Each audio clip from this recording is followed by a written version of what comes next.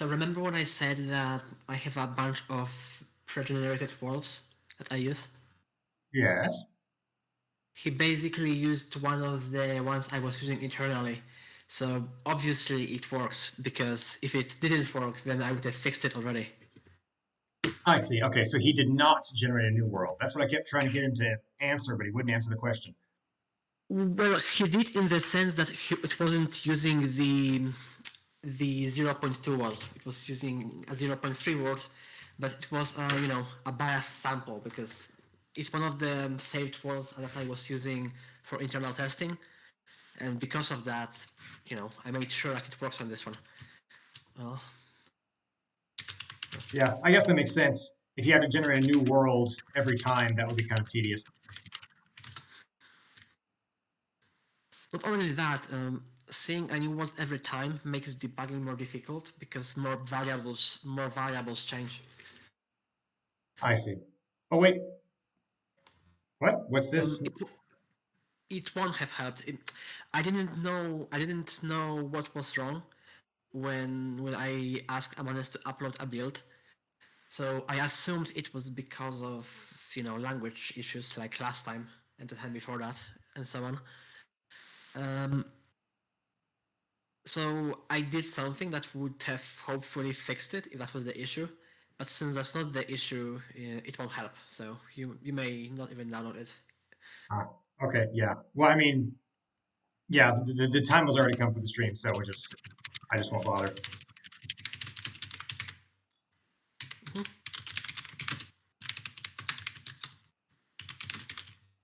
Well, we'll see if anybody joins us.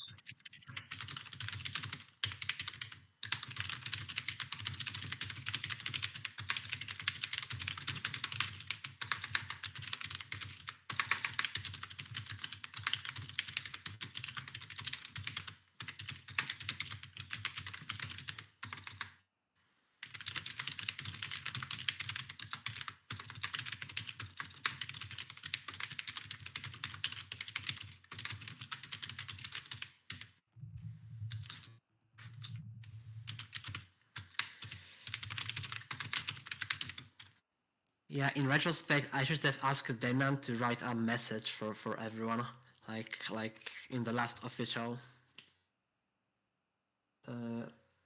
official meeting.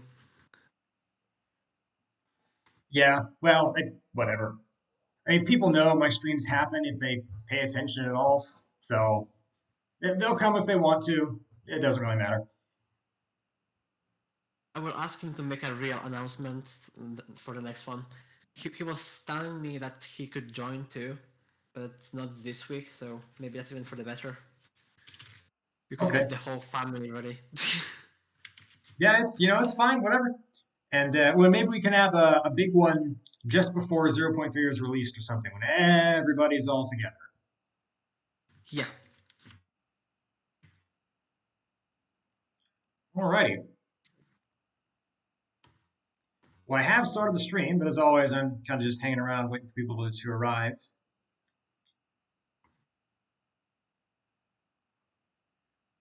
Guess I can load the default world while we're waiting. Okay.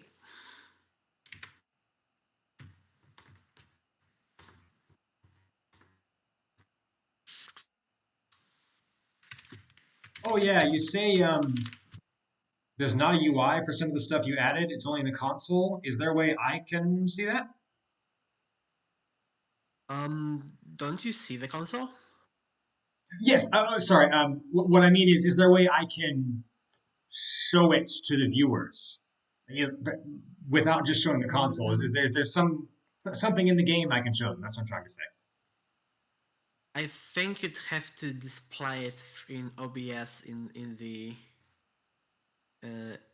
main window. Okay, Like so there's not a I haven't met. debug view or anything. I do not have a debug view in game now, because making UI is much more work intensive than making display in the console. I see. Okay, well that's fine. Yeah, I've been trying to streamline the process as much as possible, because Yeah. Well, also I'm looking at the cultures and languages um, in the console right now, and they're Oh, mostly just a bunch of random words anyway, so it doesn't really mean anything. yeah. I mostly wanted to. I mean, it doesn't mean anything per se. Uh, I mostly wanted to point out that I hope at least that they are more readable than my previous attempt at random names. I mean, some of them are just kind of gibberish. Like there's one here I'm looking at, QEQCAAM. Yeah, I don't know what that's supposed to be. Kekcom, I guess. But Yeah, yeah, some of well, them are okay. these are supposed to be foreign languages. I was mostly saying that they are hopefully possible to pronounce, or like more possible to pronounce on average for an English native speaker. I see. Oh yeah. So how are you generating these names either? Is it the same way as before with the lists of names in the various languages? No, actually, I mean you can still do that through mods, but these names are generated completely from random noise. I mean, it's not completely random noise because that would be gibberish, uh, but it's generated from scratch every time you make a new word. I see. So is there a file that I could change to somehow influence the name generation? No, you'd have to provide a whole language for it to use. I see. Okay. I'm just wondering because that seems like something people would want to do in mods. Mm, for what purpose? Oh, I don't know. I just think, maybe if you make a Warhammer mod, you want to Oh, have like random that. names Yeah. generated No, no, no. for the If Empire. you if, right, if you make a whole new word as a modification, you can define languages by hand. So in that sense, you don't really need to rely on this random generator. I see. Okay. I mean, it's not a big Because deal. if you save the world in a .ron format, you can open them in Notepad and modify them there. Ah, okay. Yeah, that makes sense. All right. So isn't oncoming? We have supposedly 5 people here. I'm not sure if that's reliable in any way. I don't know. According to OBS, I only have 2 viewers right now. I just don't believe OBS anymore. It's always wrong. Maybe Twitch chat could illuminate us as to whether or not there is a Twitch chat. Yes. Well, I don't know. I guess we'd get a lot of views if I could just find a picture of some, half naked woman put it in the corner, like like the other Twitch channels. Get 1,000 views right now. All righty. Screaming into the wall. All right. Well, I guess I've waited long enough. You can go into the observe mode. So this is the default world. Has no rivers, but that's okay. So the Yeah, main. only rivers are missing. Say what? Sorry, only rivers are missing in this import. Yeah. Right. Yeah. That's just something I noticed. Definitely something we want to change. It's mostly because Damian asked me to do it. He wanted to tinker with something yesterday, and I haven't turned them back on. All right. Well, not a big deal. Did you change the real life map mode in some No, way? no, no, no. I didn't touch it. I'll No. do it at some point, but honestly, I probably have different priorities than most people right now because I'm mostly focused on pushing things that we need to make a game first. In my mind, all of these things can be changed after we start getting feedback on the game proper. Like, presumably to get a good idea of how game systems interact, you're gonna need like 5-10 hours at least of simply playing through them. So Sure. those 5-10 hours are kind of when I would like to fix things like this. Right. Right. I just I just think having a map mode where people can see at a glance, is it a desert? Is it a forest? Is it a mountain? That would be Right, very right. Yeah, useful. I understand. I mean, the Köppen climate classification is pretty okay at that. It doesn't show elevation, which can be a bit confusing. Right. Oh, so I guess all the changes that I'd be showing people are on the 3D view, right?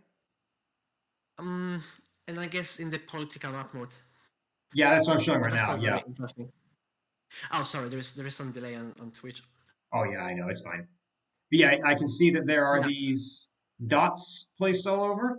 Although if I Yes. click on one, is there some way to see information about it? I changed my mind again about how I want to render borders for different societies, and I think having a single dot instead of a whole terrain for hunter-gatherers may make more sense. Sure, yeah, that's fine. But what I'm referring to here is I click on the dot, I click on the square, and then over here on the left side of the screen, is there, I guess there's not, a tab where I can see, these are No, the. no, there is, no, sorry, there Okay. isn't. You have to enter the 3D view. All right. Well, then I guess we'll do that. Oh, before you do, if Whoa. you can, there is one more thing. If you open the oh, never mind. Well, no, no, go ahead. If I open the what? um, there is one more map mode in the local view tile thingy, which shows how I guess how easy it is to build on tiles if you were to Buildability. place a building on them. Yeah, I didn't really have a good name. Maybe you can help me here, but yeah, it exists now. Oh, I'm sure I could come up with a name if I thought about it for a while. Yeah, that is kind of a useful map, though, although it's not very different from base column type. It's more different in mountains Okay. because everything is flat. It kind of follows the column type. Okay. Oh, yeah, there we go. I can see that in the mountains, it is very rugged. Yeah. Neat. Anyway, I guess now I can zoom into the 3D view and we can see the buildings.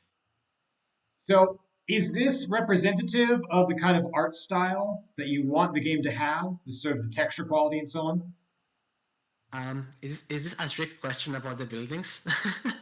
No, no, no. I just mean the I think not just the buildings, but so. also I what? think if you remember the previous build, the only change, which I would, the only change graphically from it is the terrain texture. So I would consider the color palette to be kind of in the right direction, but of course, buildings and trees need higher definition models, Oh, and okay. that's So sort that of was why. yeah, that was my question. Whether you wanted to go higher definition, or if you thought something like this is what you were Yeah, I aiming mean, for. maybe you can show on stream the models I got from Macker, like Um, like oh, you like mean the ones you showed uh, me in Discord? like these ones. Oh, yes. Okay. I'm gonna need to make a copy of that. We have we have these models, but the issue with them is that there is a special invisible building grid in the game world, and in the Unity version, it was two tiles. It was 2 blocks by 2 blocks, and that's what Macro made these models for. But in this engine, they are 3 blocks by 3 blocks. So I need him to rescale them so that they fit the new grid, Okay. And which I is why I haven't put them in yet.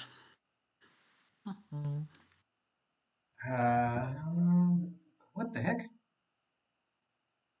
Sorry, I'm having some problems here. My computer is being weird. What? I don't have the authorization to save in the C drive. What? Sorry. That's peculiar. All right, there we go. I am the professional streamer, don't you know? Um. Okay, and now let's see here. I can do add picture. Just a second.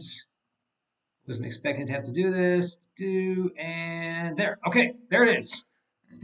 That's what Calandia was talking about. So Yeah, that's we showed them in the Unity build before, but the issue with them, as I said, is that they operate on a different grid. They're slightly too small for this renderer, and I'm waiting for my friend to rescale them. I see. Okay, but yeah, that so this then is how you'd like the game to look ultimately.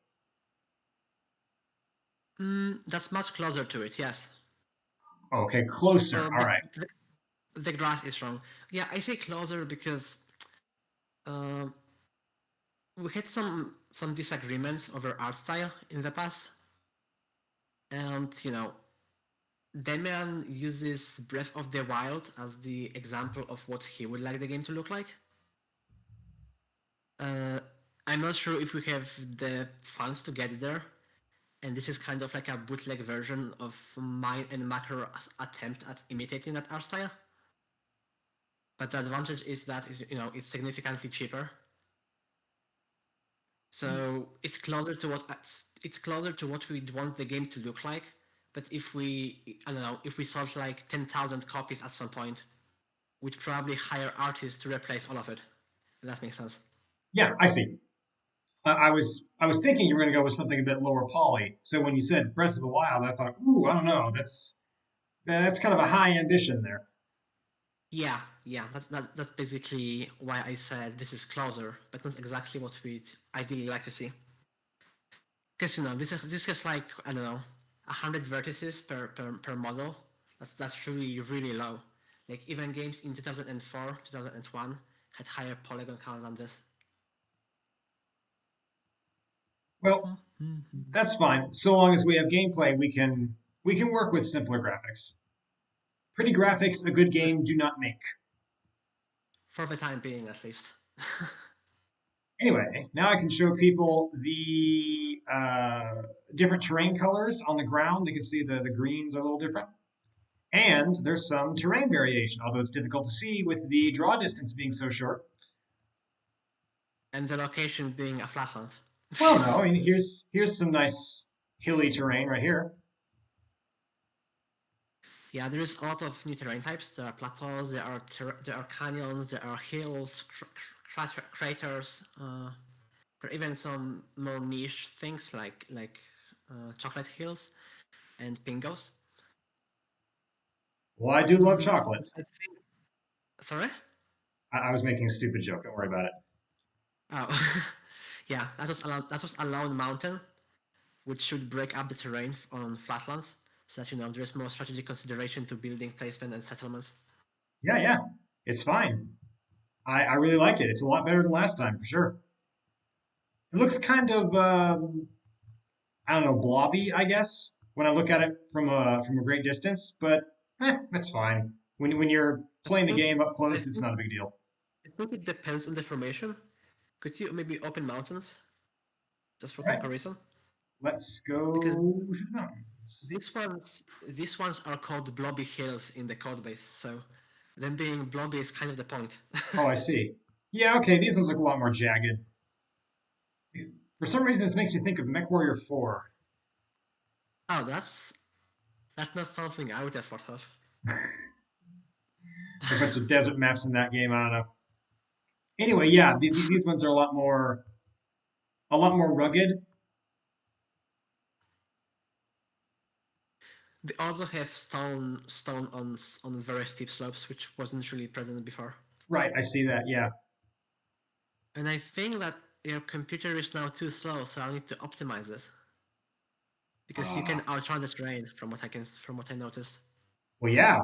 That's what I keep saying. The draw distance is too short. No, I mean if you keep flying at max speed, I think you will outrun the terrain completely. Oh yeah, I know. That's what I've done right now. Woo! I'm faster. Yeah, which wasn't the case before. So that's what I was talking about. Well, all right. Now, unfortunately, I can't show a river valley because there are no rivers. Yeah, that's a pity, actually. So I guess what else was there to show? I think that's all the main features. I was kind of hoping to chat with you guys about economy and the plans for 0.3, but nobody has shown up, so Yeah, I'm a little disappointed also. I thought people would. There's not anybody yeah, in the Twitch chat. yeah, it's a bit weird, isn't it? Because last time there were like four or five people. Yes. But oh well, I guess I'm here, so you can talk to me about it. Well, if you have any questions, I will be happy to answer. Other than that, I was writing a dev diary about economics. We have a new model which kind of uses the value theory of what's it called? Labor theory of value. I don't remember. It's something Marx came up with. Well, I'm sure I'll be a big fan of it. Yeah, it's called labor theory of value. But to your rescue comes the fact that the rest of the model is mostly inspired by Austrian economics. So Oh boy. Oh it will good. probably Whew. I feel better it's a now. very it's a very weird creation because the underlying microeconomics are very Marxist in their implementation, which is not a thing I was expecting to say about my video game, but here I am. It's mostly because I don't know if you ever tried modifying Victoria, but it's full of so-called base prices, right? Like you have to define base prices for the game to calculate actual prices, and that has always bothers me because it created very strict bounds on maximum and minimum prices in game, and it created impossibilities in how dynamic pricing system could be. So what we're doing now is we are calculating the base price from labor theory of value, but then using that base price, we run a model that is more reminiscent of Austrian economics from there on, which isn't an approach I've seen anywhere, but I really like it. So it's probably what we're gonna do So, from now on. for me to really understand what you're saying, I think I need an example.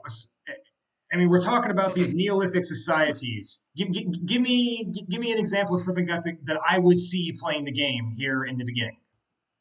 okay. So the calculations are kind of like this. Let's say you have a market, and the market needs to calculate prices for cloths.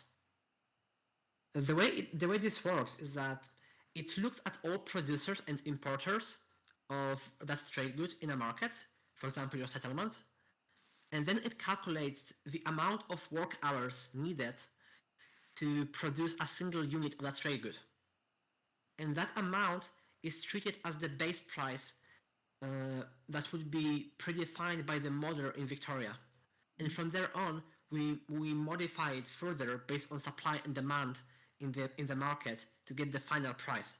But how does the game determine the amount of labor necessary to produce something? Oh, because it has all the recipes for all the crafting in the game, like things like take this amount of fabric and this amount of labor with this amount of skill, and it will take some given amount of hours to produce a trade goods. So basically, instead of defining base prices arbitrarily, you define recipes and you tell the game how many hours on average it will take to craft a trade good uh, for them to calculate the base prices in the markets. And in my opinion, it's more realistic and better because maybe at low technology you create all your cloths manually, but maybe in late game when you invent some technologies that are bordering industrial revolution, you move on to more automated systems where the cost per hour where the hourly cost of labor to produce a single unit of cloths would drop drastically, which would drastically decrease the base price, which would drastically, increase availability of the trade good for everyone involved. Okay, but so I'm thinking that.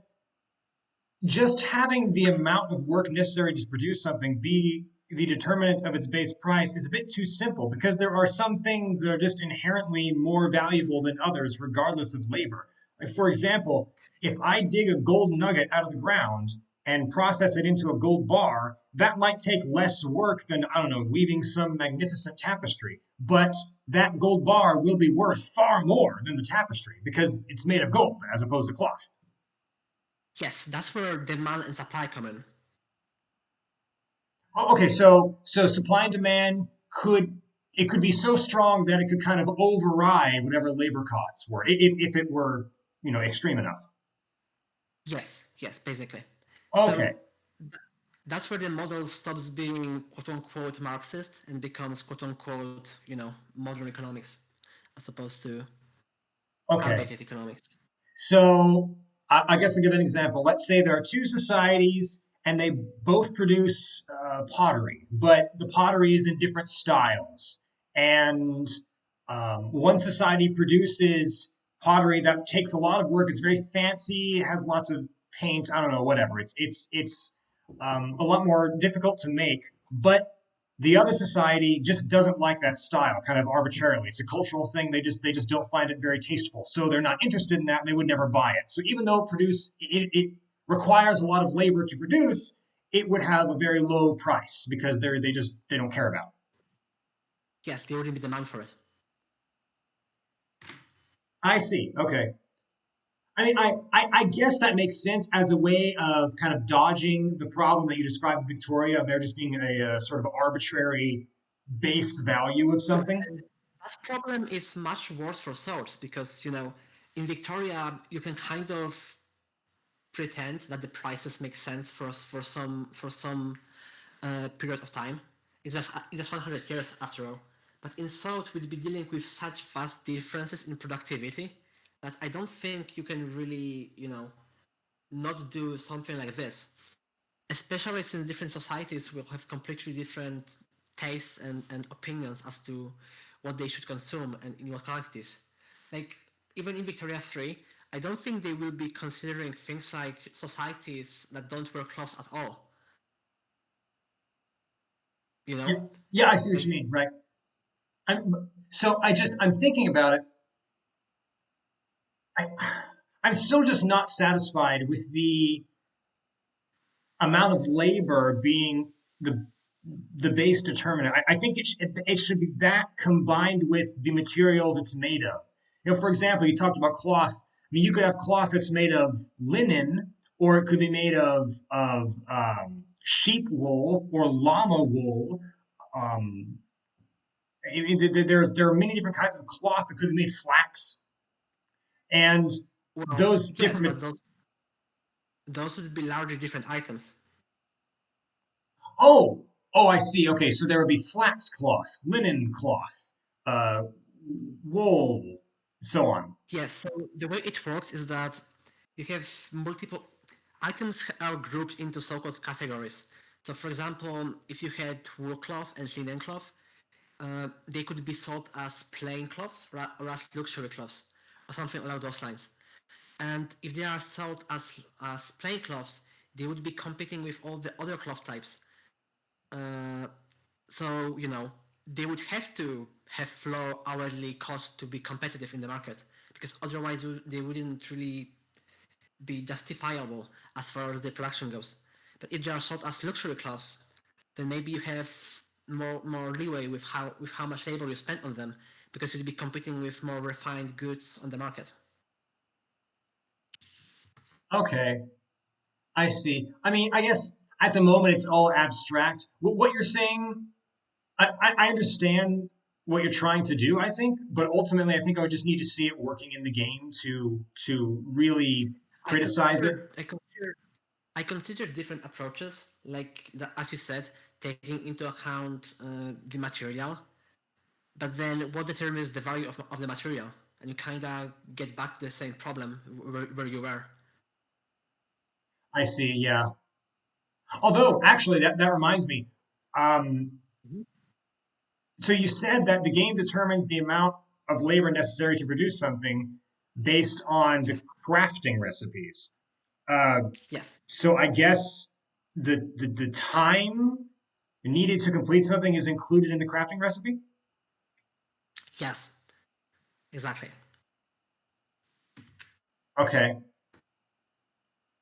So to give a so I don't know if you've played Factorio, but it's Yes. kind of like that, where the game knows it takes this and this many hours to make this and this product in this and this way. And there will of Hmm. course be multiple ways to create goods. Like maybe if you're hunting, you could be hunting alone, or you could be hunting in a group, or you could be hunting in a group with a bow, and so on. Well, so what I'm thinking now of is different races, where the amount of Yeah. work necessary to do something would be different for a different So the game is species. the recipes always assume an unskilled human laborer that is completely average, which Well, means 100 in every statistic. But when the game looks at actual labor in a given settlement, it adjusts all those variables for every other factor there is. So if you have two societies crafting the same trade good in the same way, but one of them is dwarves when the other is, I don't know, goblins, the dwarven one would produce much more of the same trade good in the same amount of time, which would mean they'd be able to outcompete the goblins in that market. I see. Okay. Hmm. I spent a lot of time thinking about these models over the course of last 10 years maybe. And this is the best one I've come up fast for. So we'll see how it works in game in a week or two. Yeah. Well, I mean, so I'm thinking about it from just a practical perspective, in terms of this being a video game, and yeah, that makes sense. Um, you're trying to get around having just some arbitrary developer defined number being the value of something. And I mean, I can't really think of a better way to sort of dodge that problem. So yeah, I I know guess. I, I know some models in actual numerical economics, but they all involve extremely heavy computations, so they're not really an option for us. And this model is kind of a compromise between trying to solve economics quickly and realistically, because we need to include so many factors that you don't often see in video games. Like material of a trade good, like goods being able to substitute one another, things like cultural preferences and so on. Even compared to Victoria 3, we also want to consider good quality and things like branding, which aren't really feasible at scale using classical models, which is why I'd like to come up with this new model Yeah. and use it instead. Well, I mean, again, I'll just have to see it working, before I can really give you a kind of Yeah, detailed analysis. Oh, understandable. something just occurred to me though. What about money? So I remember you were talking to me, and you had some problems with the idea of barter. Okay, Um, then I think you're gonna like this, or maybe not. But um, money is basically whatever the government requests you pay it in payments. Sorry, in taxation. Because money has multiple purposes. There is, a purpose of it being a sort of value. There is a purpose of being used for taxation and as a mean of exchange. And pops will try to accumulate whatever trade good is requested by the government in taxation, and then they will try to preferentially spend it on the market if they don't have. I mean, unless they don't have anything else.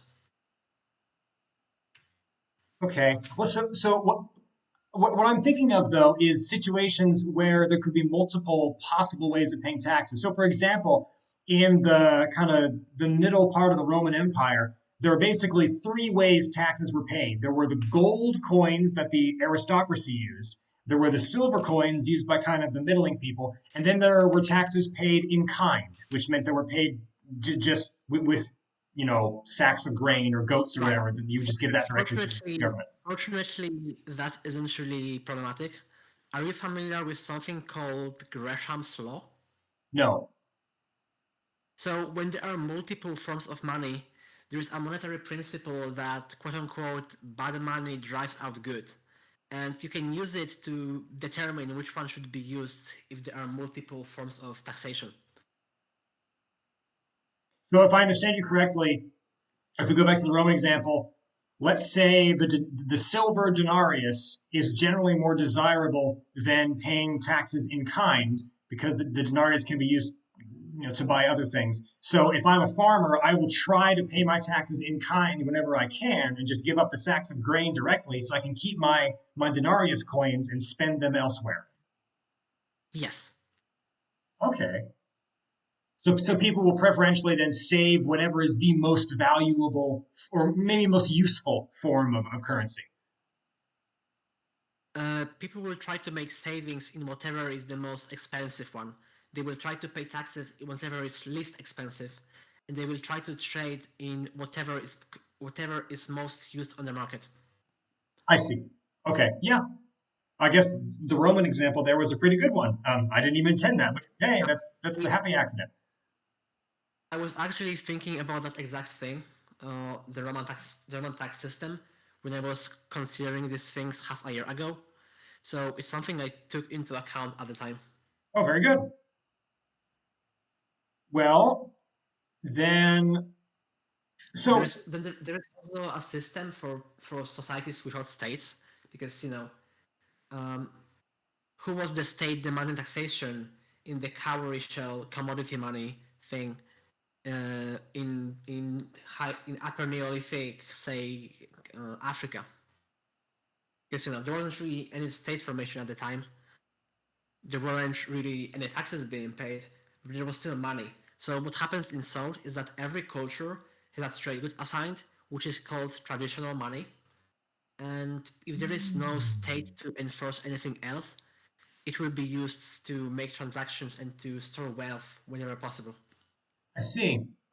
And so this traditional money then would be determined by location, I assume, right?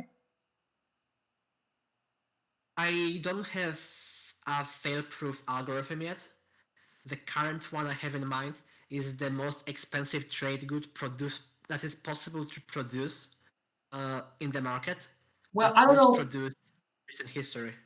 I don't know if having it be the most expensive makes sense because I mean it would be As I, like if as you I wait. said, yeah, as I said, I don't have an approach that solves all the issues, but this is the one that I found the least issues for. Right. I mean, yeah. I guess it really would need Because to be something that you could collect easily from the environment, like cowrie shells, but also it's not so valuable that it's not useful for trade. Like if you went to the grocery store and you had nothing but yeah, $100 bills, mhm. it'd be difficult to buy things. You need smaller denominations. Right, that works, but some societies use different things for money, which weren't possible to collect in the wild. Like some societies used cloths, different societies used decorated shields. You can't really find those in the wild. You had to produce them. I see. Well, in that case, I guess again there would probably be multiple ways of storing wealth. The decorated shields would be the more expensive ones, but you might also have seashells that are cheaper that you can use for smaller transactions. Right, but that starts getting into problems with performance, unfortunately. Oh, I see. I don't, I don't want to have multiple traditional currencies on every culture because that's starting to be a lot of indirections when it comes to the market calculations. Because you have to look at the culture, then you have to look at the trade goods, then you have to look at whatever taxation in the market there is, and that's already four indirections. Whereas if you added multiple trade goods per culture for commodity money, you'd have to also move a pointer from the culture to the list of commodity monies, which would be one more step in the whole process, which I don't really want to take unless it's absolutely necessary. So for the time being, it won't really work like that. Okay, yeah. It's not really necessary either because I think probably most societies would, I mean, after the very early game, would have some kind of money, so to speak, that they would use. I honestly can't even think of multiple of societies that were, you know, Mesolithic or Paleolithic that also had multiple forms of commodity money. Well, I mean, one issue is that these ancient societies just, there aren't a lot of records describing them because, they didn't have writing. We have some accounts from like 18th, 19th, 20th century of societies that were pretty much Paleolithic or Mesolithic in their technology, and I don't think there is a single account of a society that had multiple forms of commodity money I mean, I of don't know. traditional.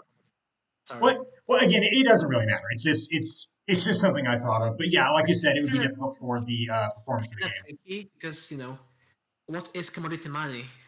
Like, what about something like a society that uses cowrie shells and cattle?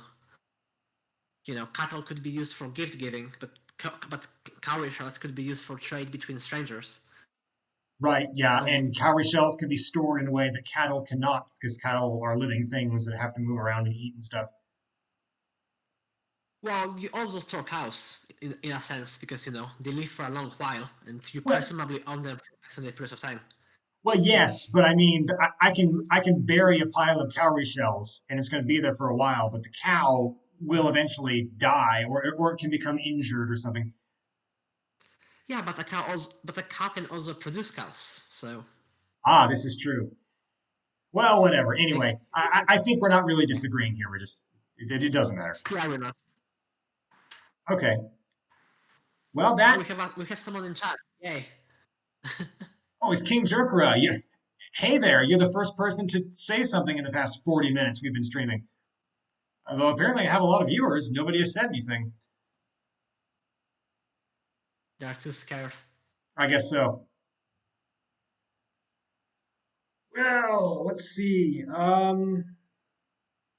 Oh yeah, so you wanted to say what your plans for zero point 0.3 were in the near future? Yes. So as you see, we have buildings.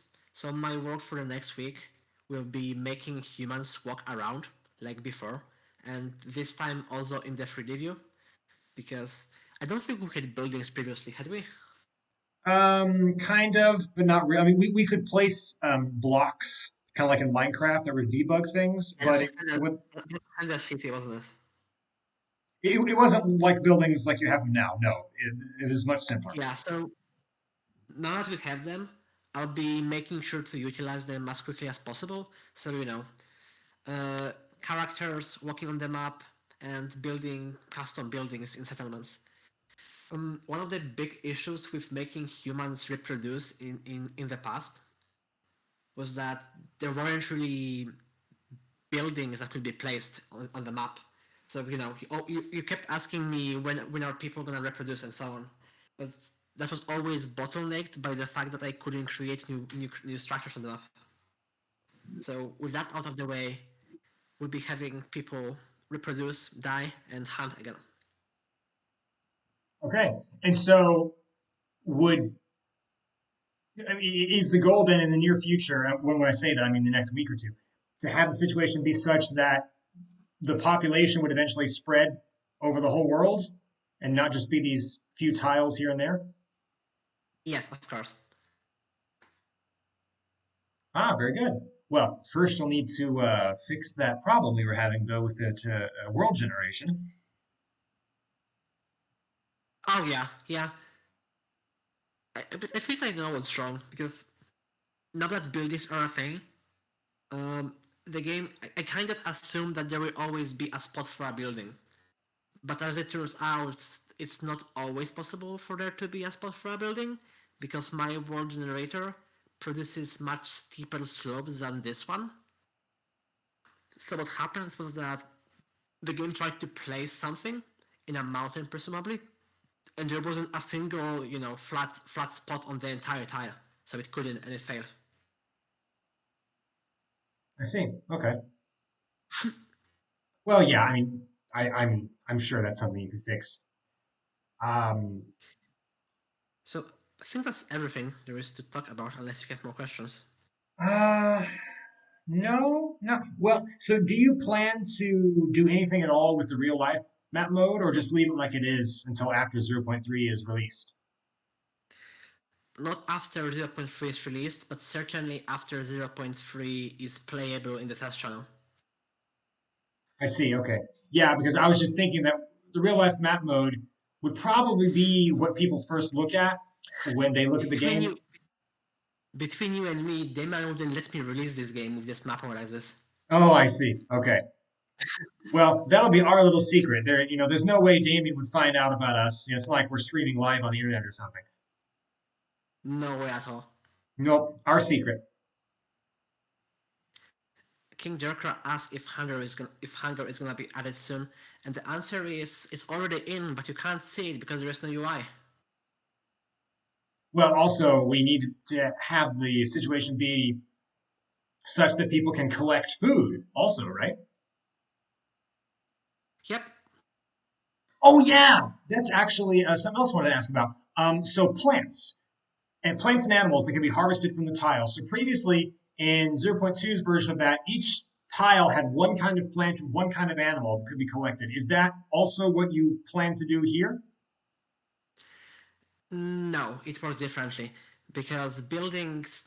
So previously it was done that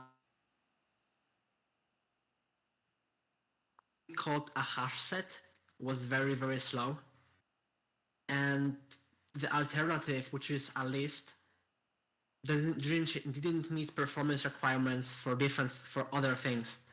But now that I'm using Rust, I don't feel bad about using hash sets for plants. So we can have all plants on every tile, or at least most plants on every tile. Well, that's very exciting. Does that include So animals as well? What about the problem of herds migrating, animals moving around? I differentiate them into two groups: small game and large game. But I use that word very liberally. And basically, small game is present on every tile, whereas large game will need to have herds. But there won't be herds in 0.3, so that's a bit of a moot point. Okay, so in 0.3, then the only hunting will be small game that are just present in each tile as kind of a But permanent population. that includes deer and things like bears. Well, Basically, any yes. so I guess what I'm really asking about is, will the game keep in its memory some kind of population of the animals, a number of them in a tile, and they could theoretically all be killed and there'd be no more of the animal, or are they just kind of infinite like plants? I was planning them to work like plants, to be honest. I could change that if there is compelling reasons to do it. Well, I was just thinking But about memory. I mean, if you're tracking the total number of, I don't know, rabbits in the world, that's a lot of rabbits. yeah, that's why there needs to be a compelling reason to do that. Yeah. Well, I think the way it worked before was that there was kind of a percentage value on each tile. Yeah, that's how it works right now. Yeah. Okay. I think that's probably a decent compromise. That's fine.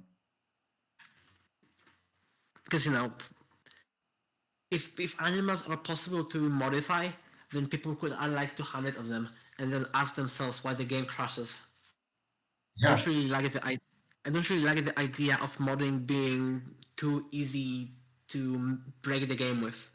And I say break in a technical sense, make it not open at all. Yeah. I understand that. Okay. Um. Speaking of modding, you can modify buildings now, which is really fun to do. In what way can I modify buildings? Oh, I mean, when you make mods for Sort, you can go to the ROS folder and modify buildings and make customers. Okay. I mean, I'm looking at the file now. Oh, I see. Okay, there's X position, Y position. Yeah, seems a bit cumbersome, but yeah, I guess if you knew how to do it, it would be something worth doing. I think it's easy to use, but I could be biased. I will need someone to play with it and tell me what they think. But yeah, Well, I mean, first I need to be able to see some kind of UI representing it in the world, though. you can. It's a building. Oh, oh, okay. I misunderstood you. I thought you meant Yeah. dynamic buildings. Oh no, that sadly won't be a thing. Because the game buildings work is that they are assumed to building types work by assuming they don't change, because that lets me make some optimizations that I wouldn't otherwise be able to do, and Will those are they? important enough. I don't think custom building shapes are a feasible feature. Okay, but will look? Let's give an example. Will all of the blacksmiths in the world look the same, or will there be maybe a couple different ways a blacksmith can look? Like maybe like in Minecraft, for example. In multiple ways for a black from yeah, multiple ways for a single building to look.